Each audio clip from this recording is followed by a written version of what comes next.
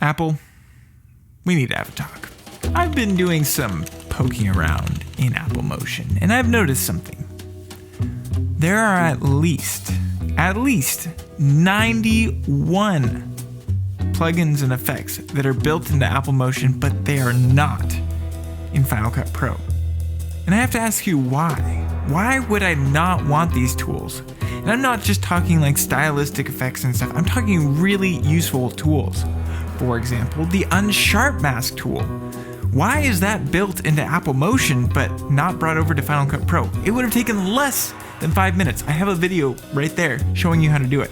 Or there are far superior keying tools built into Apple Motion with Matte Magic and the Spill Suppression tool, but for some reason those are not built into Final Cut Pro. And again, would have taken less than 5 minutes to implement those. Look at all these amazing stylized effects and distortion effects that are all found in Apple Motion, but they're nowhere to be seen in Final Cut Pro. Plus, a lot of the tools like the Gaussian blur or the bad TV effect are missing additional options in Final Cut Pro, giving us less control over the effects. And it'd be so easy to just publish an extra parameter. So I have to ask you, why would I not want this? Why would I not want these tools in Final Cut Pro?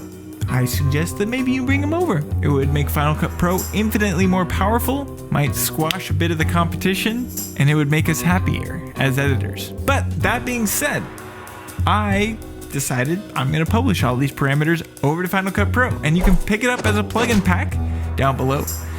But if you want to do it yourself, you absolutely can. There are 91 effects that you can publish on over to Final Cut Pro.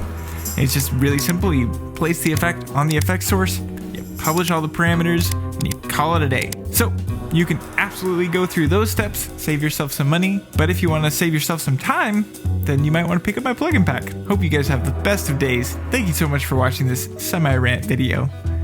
And get out there and keep on editing.